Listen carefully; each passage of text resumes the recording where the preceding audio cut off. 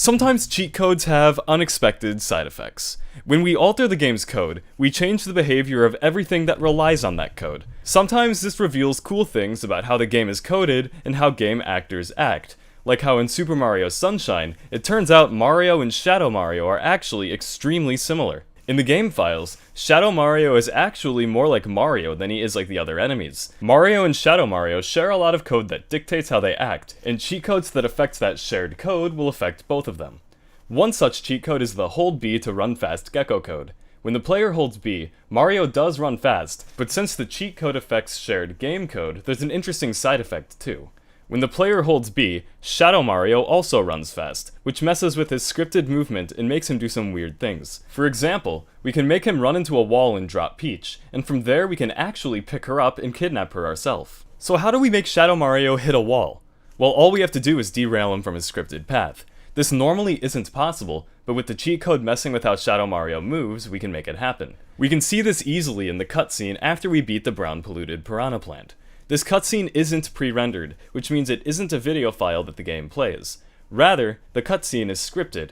The events that happen are programmed to happen when they do, so if we change anything, like Shadow Mario's speed, the cutscene will be affected too. Here we can make him run fast before he picks up Peach, causing him to run past her, missing her completely, and hit the wall. But then he picks up Peach anyway and runs off, because the cutscene is scripted that way. But why can't we do that without the code? The answer is because Shadow Mario, like all other moving objects in the game, run on rails, or predestined paths that they will never normally break away from.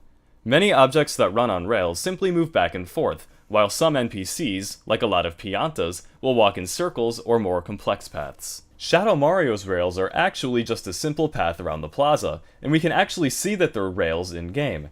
If you try to notice it, you'll see that Shadow Mario moves in the same way in the same place every single time, and that's because the movement is scripted.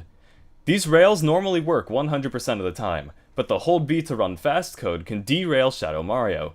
The game isn't equipped to handle Shadow Mario moving that fast, so he blasts off the rail. If we chase him past this, he'll teleport back to the rails, so we have to catch him in the right place to make him hit a wall and drop Peach. I find the easiest place to do it is here by the fruit market running towards the bell tower. If you press B at the right time, Shadow Mario will go flying into a bench and drop Peach there. So now we can go and pick her up. And here's where another big similarity between Mario and Shadow Mario comes into play.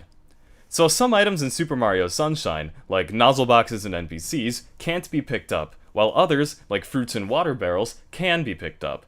Whether or not an item can be picked up is defined in its code, and apparently this is important for Shadow Mario as well. Normally Peach, like any other NPC, can't be picked up by Mario, and it turns out that that means Shadow Mario can't pick her up either. So for this specific Shadow Mario chase, Peach is actually made to be able to be picked up, which means that both Mario and Shadow Mario can pick her up in this state. Normally we wouldn't have the opportunity to do this until after we defeat Shadow Mario and free Peach, but at that point the game makes it so we can't pick her up. When we press B, we just talk to her instead. But if we never defeat Shadow Mario, the game never makes it so we can't pick up Peach. So if Shadow Mario drops Peach, we can pick her up.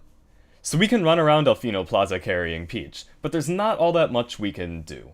Since Peach was never meant to be thrown, she has no code telling her what to do if Mario tries to throw her, so she does nothing and she just falls to the ground. This also goes for swimming in water.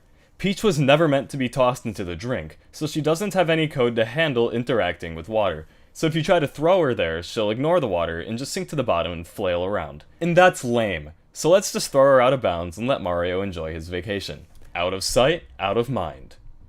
Thank you all for watching. If you liked this video and want to see more cool videos of games being pushed not only to their limits, but past their limits, be sure to subscribe so you don't miss a single moment. Until next time, this is Red Fuzzy Dice. Thank you all again for watching.